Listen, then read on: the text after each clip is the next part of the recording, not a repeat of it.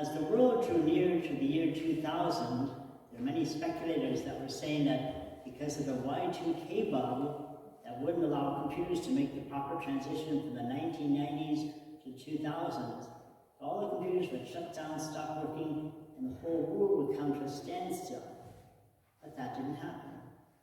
As we approached the year 2012, many speculators were saying that because the Mayan calendar ended with the coming of 2012, they thought that that would be the end of it all. And this was a sign from the early Mayan civilization that the world would end in 2012. Then in 2019, when a worldwide pandemic engulfed our world, we've seen millions of people contracting COVID-19 and many people dying. Many speculators saying that this is going to be the end of human civilization as we know it, and the end is now near. Well, the reality is when each of these speculations have come through our human history, just in these last 20 years, people have made prognostications, speculations, but none of these have come to pass at all. We're still going strong, we're still a strong human family, and the world is intact.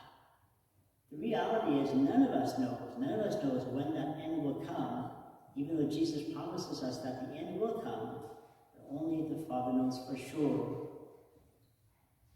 We have so many instances in our society where people are trying to kind of foretell and know and grasp what the future will hold. Something within our human nature wants us to know more than what we can see and feel in this present moment. And so it's so important for us to kind of grasp and deal with this desire to know and hold on to what is coming in the future. We're bombarded by all kinds of speculations around us that psychics know what the future holds, that the horoscopes that we can read in the paper or on the internet each day can tell us what this day will hold for me as a Pisces or Sagittarius or all these various signs of the astrology, etc. And then every year as we draw near to a new year, with New Year's Eve, all kinds of predictions come of what this new year is going to hold. We hear of all these psychic people with all these great powers saying, this is what's going to happen, this is what's not going to happen in this coming year. The reality is we human beings are so finite, so small-minded, so to speak, in the whole idea of eternity, what holds before us in the future, that none of us know whatsoever.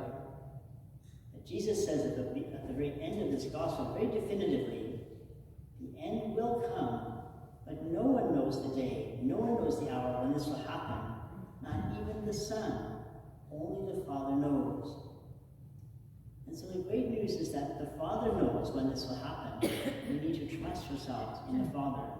In these past few years, I've seen a lot of young people wearing the t-shirt that says, no fear. I think that's a great motto that we should have as Christians, that we look to the future with hope, a future filled with hope, because we know that God is in control. The God of love, the God of power, the God of might, the God of wisdom beyond our human imagination. God is the one who is leading the world and leading us to that new heaven and new earth.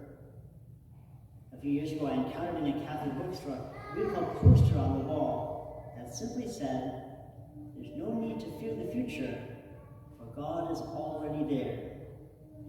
There's no need to fear the future, for God is already there. We believe in God who is eternal, who is infinite, who even as we look forward to the possibilities of the future, that God is already there, because God is eternal, God is infinite, God knows everything beyond our own human imaginations.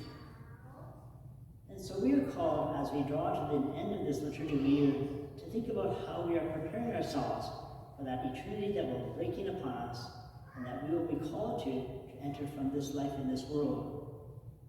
There was a great saint who lived in the 16th century, St. Teresa of Avila, who was declared a doctor of the church. She was the superior of a community of nuns, and one day one of the nuns asked her, Mother Teresa, if you were told that tomorrow was going to be your last day on earth, what would you do? And Mother Teresa simply responded to her saying, I wouldn't do anything differently today than I do any other day. I wouldn't do anything differently today than I would do any other day. She had prepared herself so well, had developed so well a prayer life with God, that she communed with God every day, and had a real love relationship of care with other people in her community and around, that she felt strongly that whenever God called her, she would be ready, she would have her bags packed, and prepared to go wherever God calls her. This is the way that we are to live each day. To really try to live this day as if this could be my last.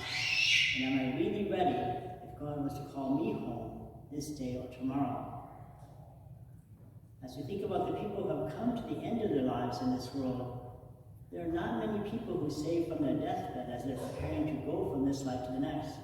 We don't hear a lot of people saying, I wish I had made more money while I was here in this world. Or, I wish I had accumulated more. Or, I wish I had just worked harder when I was here in this world. We don't hear those things at all. As we come to the end of our lives, these things don't seem to make a whole lot of difference. But we do hear people saying, I wish I would have spent more time telling the people I loved how much they care for me. I wish I'd spent more time with my family. I wish I'd spent more time with God in prayer, preparing myself for an eternity with God in His kingdom.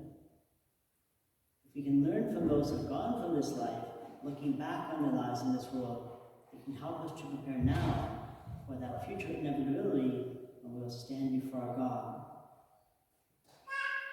There was once a mother mouse who was walking across the kitchen floor, followed by her 3 little baby mouse, as they were trying to get a piece of cheese that the mother had dropped on the kitchen floor inadvertently.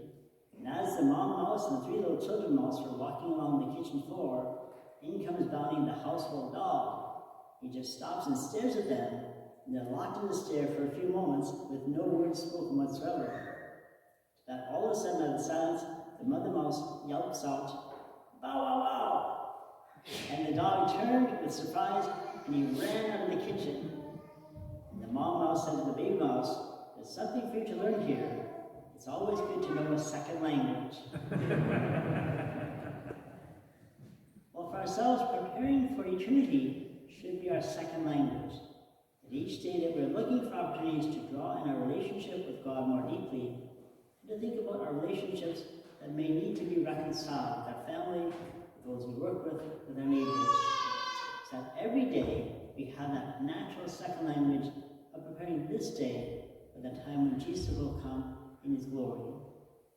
So Jesus asks us to spend this day and each day looking forward to Him coming in glory, not fearing that, and preparing each day in a new way, so that when Jesus may come to see us, whenever it may be, the response will be ready and immediately, here I am, Lord, I come to do your will.